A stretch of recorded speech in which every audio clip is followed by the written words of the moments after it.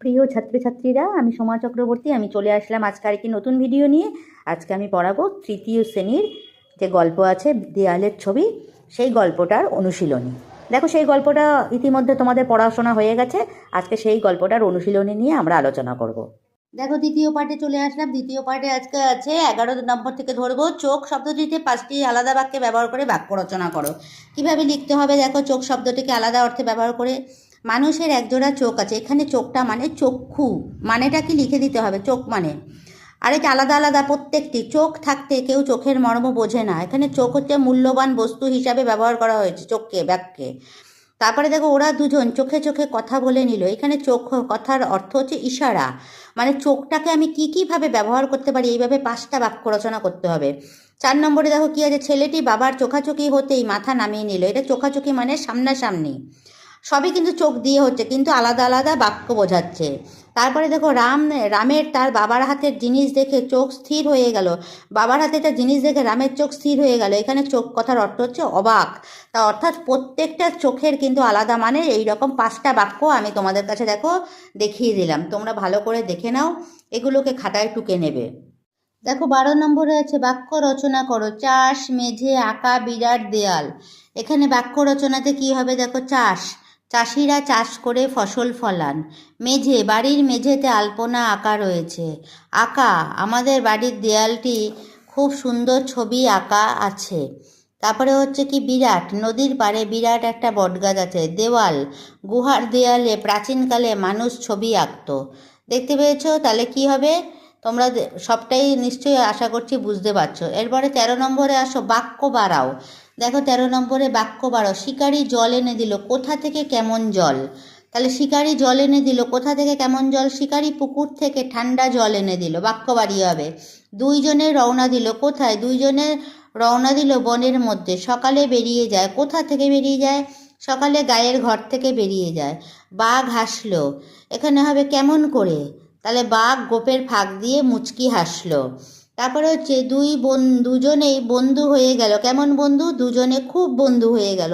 বাক্য বাড়িয়ে কিভাবে হবে, আমি প্রত্যেকটা প্রশ্নের উত্তর দেখো খুব কিন্তু সুন্দরভাবে তোমাদের কাছে দেওয়ার চেষ্টা করছি। তারপরে দেখো 14 নম্বরে আসলো, কি আছে 14 নম্বরে, গল্পের ক্রমানুসারে সাজিয়ে লেখো। গল্পের ঘটনাগুলো ক্রমানুসারে সাজিয়ে লেখো। শিকারি খুব মজা পেয়েছে, এটা কত নম্বরে হবে। বাঘ হঠাৎ চোখ ফিরিয়ে নিল, সেটা কত নম্বরে হবে। এইখানে দেখো 1 2 3 4 করে যে দেওয়া আছে, এগুলোর নাম্বার মানে উল্টো পাল্টা করা আছে, অর্থাৎ এটাকে রিঅ্যারেঞ্জ করতে হবে, সাজিয়ে লিখতে হবে। কিভাবে লিখবো আমরা 14 নম্বরটা দেখো, এই যে বাঘ বলল বন্ধুর বাড়ি যাব, তাতে আর আপত্তি কি, এইটা হবে 3 নম্বরে। তাহলে 1 নম্বরে এইটা আছে, এখানে যেটা প্রশ্নে দেওয়া আছে বইয়ের অনুশীলনীতে 3 নম্বর, এইটা হবে 1 নম্বর। তাহলে 1 নম্বরে যেটা হবে সেটা 1-এ, 3-এরটা 1 হবে। 2 নম্বরে কি আছে, বাঘ ঘরে ঢুকে মাটির ঠান্ডা মেঝে বসে বলে, এটা 4 নম্বরে আছে, এটা হবে 2 নম্বরে, অর্থাৎ সিরিয়াল ওয়াইজ আমি সাজিয়ে দিয়েছি, দেখে নাও। 3 নম্বরে কি হবে, বাঘ হঠাৎ চোখ ফিরিয়ে ঘরের দেয়ালে একটা হাতে আঁকা ছবি দেখতে পেলে, এটা হচ্ছে 2 নম্বরে আছে, এটা হবে 3 নম্বর, অর্থাৎ 1 2 3 এটা হচ্ছে সিরিয়াল নম্বর। আর বইতে যেটা দেওয়া আছে সেটা এপাশে রয়েছে দেখো। 4 নম্বরে কি আছে, শিকারি খুব মজা পেয়েছে, এটা 1 নম্বরে আছে, এটা হবে 4 নম্বরে, অর্থাৎ এটা 4-এ আসছে, শিকারি খুব মজা পেয়েছে। আর 5 নম্বরে হলো বাঘ বলল, তা এটা কি মানুষের আঁকা, এটা 5 নম্বরেরটা 5 নম্বরেই আছে। দেখো, ঘটনার অনুযায়ী আমি পুরোটাকে সাজিয়ে দিয়েছি 14 নম্বরে, ঘটনার অনুযায়ী পুরোটাকে আমি সাজিয়ে দিয়েছি যাতে তোমাদের বুঝতে অসুবিধা না হয়। দেখো 15 নম্বর যে সংক্ষেপে উত্তর দাও। 15 দাগের 1 2 করে এখানে দেখো 12টা প্রশ্ন আছে। কিভাবে উত্তর লিখতে হবে আমি তোমাদের বলে দিয়েছি, দেখো উত্তরগুলো আমি লিখে দিয়েছি।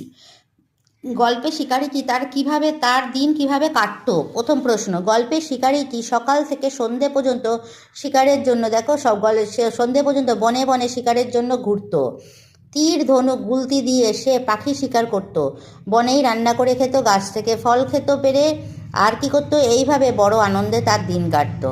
তাহলে গল্পে শিকারিটি সকাল থেকে সন্ধ্যা পর্যন্ত বনে বনে শিকারের জন্য ঘুরতো, তীর ধনুক গুলতি দিয়ে সে পাখি শিকার করত, বনেই রান্না করে খেত, গাছ থেকে ফল পেরে খেত, আর এভাবে বড় আনন্দে তার দিন কাটতো। প্রশ্নের অ্যান্সারগুলো কি হবে তোমরা কিন্তু প্রত্যেকে একটু দেখে নাও, তাহলে কি হবে, তাহলে তোমাদের কোনো পরীক্ষার সময় সমস্যা থাকবে না। 2 নম্বর প্রশ্নটায় আসি, যে কি আছে, বনের শিকারীটির প্রিয় বন্ধুকে তাকে একদিন কি প্রস্তাব দিল।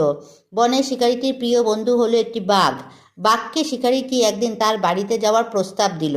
আমি কিন্তু উত্তরগুলো কিভাবে লিখেছি তোমাদের তাই দেখালাম, বইতে তোমাদের প্রশ্ন রয়েছে। 3 নম্বর আছে, উত্তরে তার বন্ধু কি বলল। উত্তরে তার বন্ধু বলেছিল তার বাড়ি যাওয়া যেতেই পারে, বন্ধুর বাড়ি যেতে তার কোনো আপত্তি নেই। বাঘটি কি বলেছিল সেটাই। 4 নম্বরে আছে, গল্পের শিকারীটির বাড়ি কোথায়। 4 নম্বরটা কী হবে, গল্পের শিকারীটির বাড়ি ছিল বনের ধারে, গায়ের এক মাঠ পেরিয়ে, কি আছে এটা, বনের এক মাঠ পেরিয়ে ফসলের জমির পাশে। ফসলের জমির পাশে, দেখে নাও কি হবে লেখাটা, ফসলের জমির পাশে। গল্পে শিকারীটির বাড়ি ছিল বনের ধারে, গায়ে এক মাঠ পেরিয়ে ফসলের জমির পাশে। 5 নম্বরেরটা কি আছে, তার ঘরবাড়ির চেহারা কেমন। শিকারীটির ঘরবাড়ি খুব পরিষ্কার, সুন্দর, সাজানো গোছানো ছিল। ঘরের সামনে ছোট দাওয়া ছিল, তার মধ্যে মাটির মেঝে, খুব ঠান্ডা ছিল। তার ঘরের মাটির মেঝে খুব ঠান্ডা ছিল, তার ঘরের মাটির মেঝে খুব ঠান্ডা ছিল। দেখে নাও উত্তরগুলো। তারপরে প্রশ্নটা হচ্ছে, শিকারী তার বাড়িতে তার প্রিয় বন্ধুর কিভাবে যত্ন নিয়েছিল। শিকারী তার বাড়িতে, 6 নম্বর প্রশ্নটার দিকে আসছি। শিকারী তার বন্ধুকে ঘরের ঠান্ডা মেঝেয় বসতে দিল এবং লোটায় করে পুকুরের ঠান্ডা জল খেতে দিয়েছিল শিকারীকে। 7 নম্বরের প্রশ্নটা কি আছে, বাঘ হঠাৎ দেয়ালে কিসের ছবি দেখলো। বাঘ হঠাৎ দেয়ালে একজন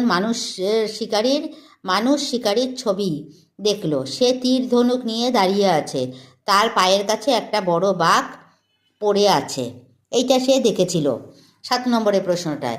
8 নম্বরের প্রশ্ন, শিকারীর মজা পাওয়ার কারণ কি। শিকারীর ঠাকুরদা একজন মস্ত বড় শিকারী ছিলেন, তিনি প্রকাণ্ড একটি বাঘ মেরেছিলেন।